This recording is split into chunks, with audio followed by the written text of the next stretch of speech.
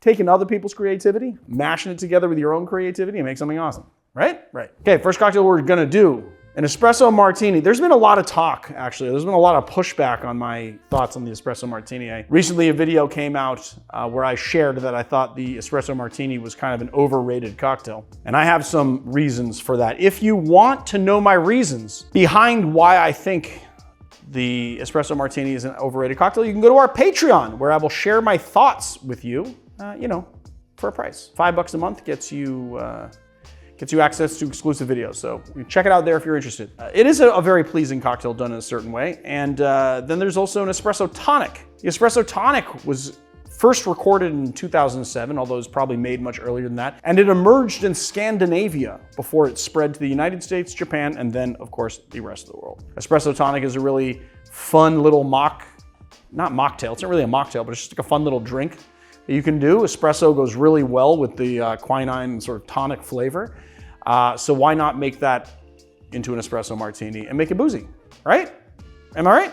Well, we're gonna be using cold brew concentrate because that's how I do for my espresso martinis these days.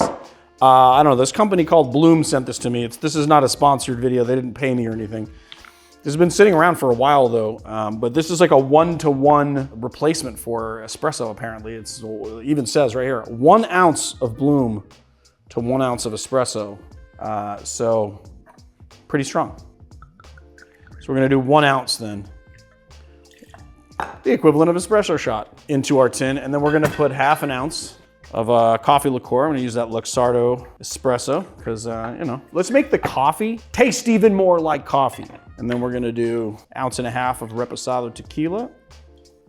Using that good Arete, additive free, fantastic price. You cannot beat the price. What was the price of that?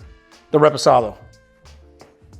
It was $22. $22 for Reposado tequila and additive free. Can't beat that. You can't beat that. All right, let's get some ice. I got this new Crescent ice. We got this new machine that makes clear Crescent ice, and it's actually pretty good ice.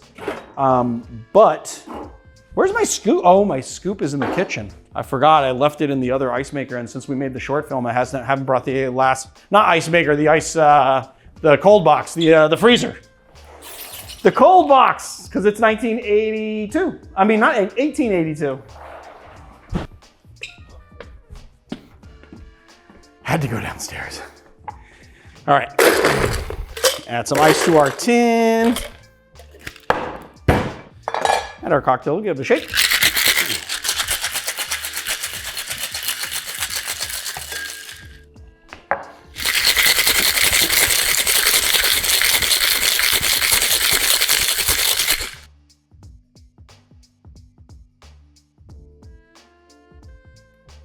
And let's add some ice to our highball here.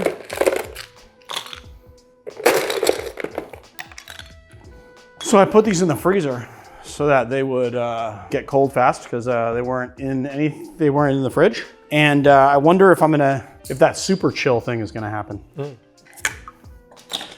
Yeah, look. Do you see it? Yeah.